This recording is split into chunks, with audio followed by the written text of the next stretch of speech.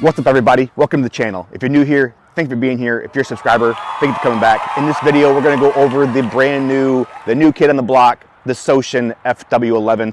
This motor is a drop-in motor for our RZR applications to include the MX, the SX, and the RSF.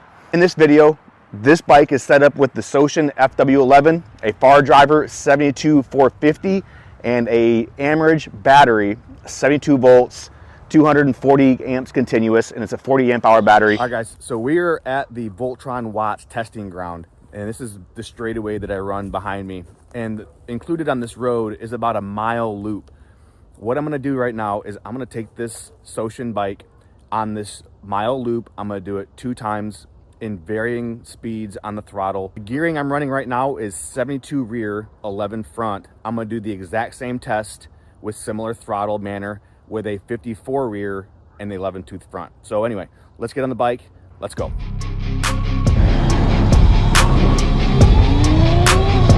Woo!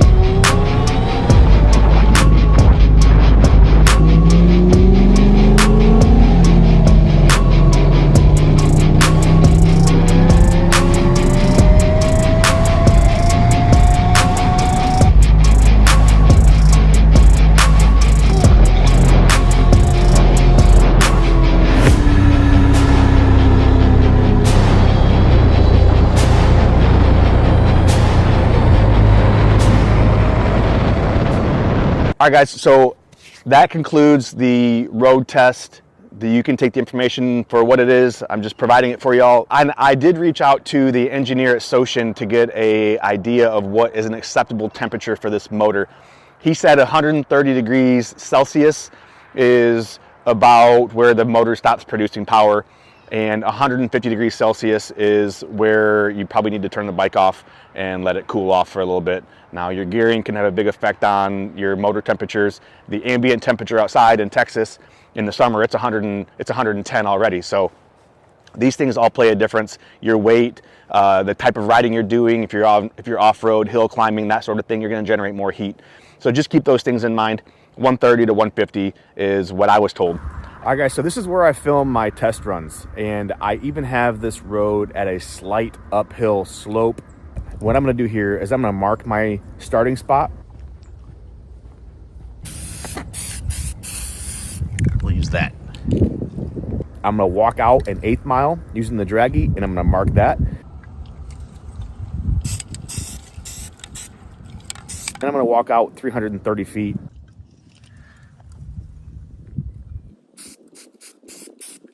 And I'm gonna mark that just so that the next time I come down here, I know exactly where I wanna start and I know where my points are that I wanna end. So that way I can concentrate on the distances and capturing the speeds that I wanna get within those distances. When you feel low, you can still go. Even when you feel slow, you can still go.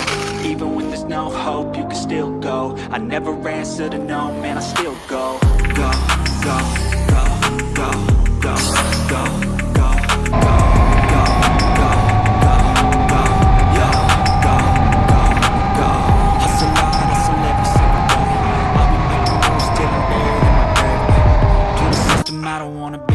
I've been doing shit my way, or the highway, and in the driveway is a nice range, cause I grind through the climb, I invite pain, bitch, now I don't complain, just gotta put the switch and you can go and obtain, anything you want, anything you need, your mind's got to keep breathing, it's believing, we'll see what the nigga can be, but I just like right now, that energy.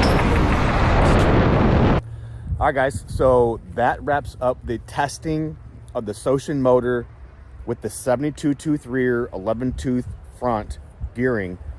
Let's take the bike back home, charge it back up. I'm gonna put a 54 tooth rear on there. I'm gonna keep the 11 tooth on the motor. We're gonna do the exact same tests, do the top speed runs.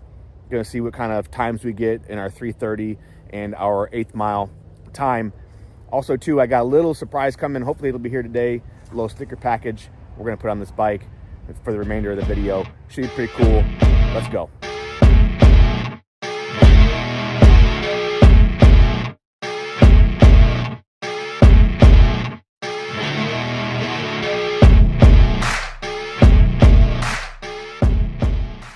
Hey guys, so right now I'm fixing to do the 330-foot race and the 8th mile race with the 54 tooth gear with the Sotion motor. So let's pull up the Draggy, see what kind of times we get. Let's go.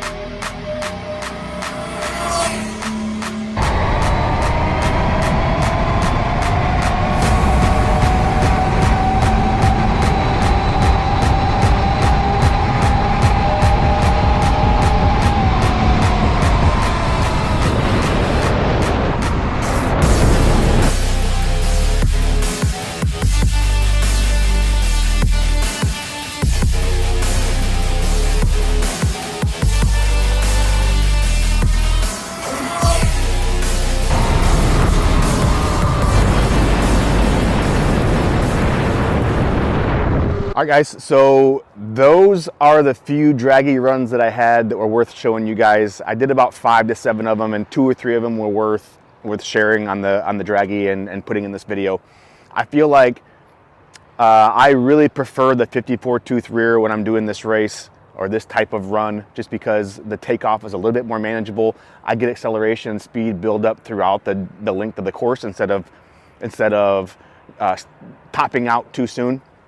I got a top speed of 60 to 65, I believe, if I look at the Draggy again.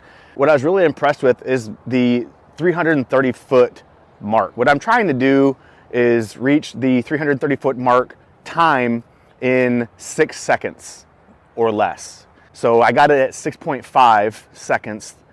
I think if I took the different measures and the conditions were right, let's just say I wasn't on dirt bike tires, I strapped the front end down, I had a little bit longer of a bike, I think I could probably get to the 6 second flat mark just by doing a few tweaks, temperatures, that sort of thing.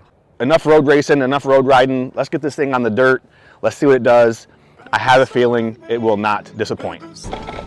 All right guys, so I'll be the first to admit I am not much of a dirt rider. I prefer the streets. I'm 40 years old, my back hurts. And when I ride dirt and trails, my back hurts more. So there you go. What I will say about this motor though is it does not disappoint on the streets, on the trails, installation, in the settings. Everything is just seamless. It's powerful. I mean, I could do wheelies from here to San Antonio on this thing. And right now I'm running 200 DC amps into the controller. I would probably end up turning this down if I was going to do some real riding, just because it's got so much power, and I don't need that on the kind of trails that I'm riding here. If I was doing hill climbs or something like that, yeah, sure. But this kind of riding here in Austin, Texas, this kind of trails, this kind of terrain can't even touch what this motor is capable of. And I say that from a inexperienced perspective, just because, well, this motor is more capable than I am. It'll do everything I ask it. Now, while I'm talking about the bike, I think it is worth mentioning the suspension on the bike. If you had any questions or you haven't seen any videos of the past of mine, the suspension on this bike is an ENC front fork. It's the front wheel, and it does have the ENC rear shock, which does make this terrain more manageable for old people like me. And it looks good. Let's feel it here. Let's go. Ah, damn! Almost killed myself. You know, and with this bike, this motor, this power plant, and the same goes with the ENC power plant, I am hesitant to let people ride it that don't understand what these small bikes are capable of. And they see a small bike and they like think to themselves, initially, oh, it's not going to be anything, it's not that fast, it's not, it's just a kid's toy. when you get on these things and you build these bikes out the way these are built out, the ones I've done, and this particular one here, these are no longer kids' toys. I would not put my kid on this. This is for an adult, 100%. All right, guys, so that's it. That's the end of this video. I hope that by watching this video, you have more information and are more educated on whether or not this is something you want to buy with your own hard-earned money. On this channel, I will never tell you what I think you should buy, what you shouldn't buy.